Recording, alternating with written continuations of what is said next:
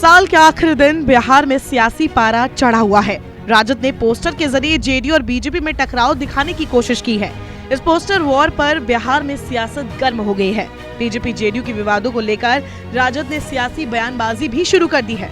दरअसल आरजेडी के बिहार प्रदेश कार्यालय के बाहर लगाए गए पोस्टरों में कुर्सी पर बैठे नीतीश कुमार को हेल्प मी कहते दर्शाया गया है। तस्वीर में उनके साथ बीजेपी के कई बड़े नेता नजर आ रहे हैं। बीजेपी के अध्यक्ष जेपी नड्डा व केंद्रीय गृह मंत्री अमित शाह आरी से नीतीश कुमार की कुर्सी काटते दिखाई गए हैं। एक बीजेपी नेता कह रहे हैं कि ऐसा काटिए कि वे कुर्सी पर बैठने लायक नहीं रहे। पोस्टर में प्रधानमंत्री नरेंद्र मोदी को बीजेपी नेताओं को शाबाशी देते दिखाया गया है।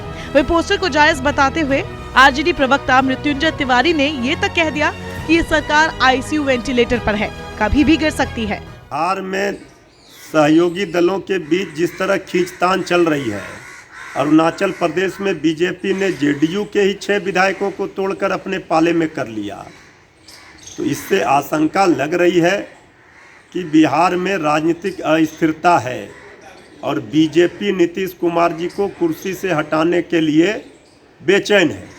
तो किसी राजनीतिक हमारे दल के कार्यकर्ता ने पोस्टर लगा करके सांकेतिक रूप से ये बयां किया है, दिखाया है उसमें कि किस तरह से बीजेपी कुर्सी से हटाने के लिए नीतीश कुमार जी को प्रयास कर रही है। ये तो दिख रहा है, इसमें कोई बुराई है नहीं।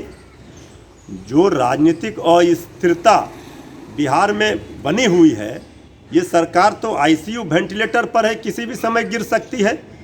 जनता ने तेजस्वी यादव जी को भी, विधायकों की संख्या हमारे पास भी है, कुछ विधायक कम हैं, तो सरकार बनने की संभावना, अगर सरकार अपने अंतर्विरोध से गिरेगी तो बिहार में महागठबंधन की सरकार बनेगी, इससे कौन इनकार कर सकता। वे राजद के नए पोस्टर पर जेडीयू के नेता कैसे चुप रह सकते थे। जेडीयू प्रवक्ता राजीव रंजन और अजय आलोक ने इस पर आरजेडी को जमकर कोसा।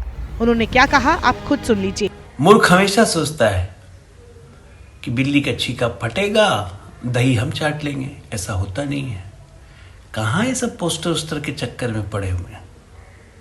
जाइए, मूर्खाधिराजों की पार्टी है। सबसे बड़े मूर्खाधिराज नया साल मनाने के लिए दिल्ली गए हुए हैं। जाइए, थोड़ा दिल्ली उल्ली घूम के आइए। इन सब से कोई फर्क नहीं पड़ रहा है।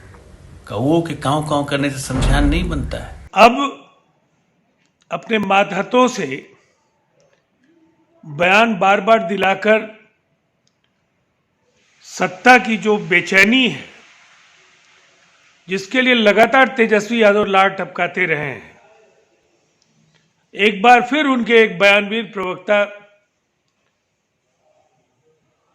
ने ये कहकर कि पार्टी को बचाना है तो बचा लो, मुझे लगता है उन्हें जनता दल यूनाइटेड की शक्ति का एहसास नहीं है। नीतीश कुमार जी इस राज्य के सर्वकालीन सर्वश्रेष्ठ मुख्यमंत्री हैं और पार्टी के विधायक न केवल उनके नेतृत्व में पूरी तरह से एकजुट हैं, बल्कि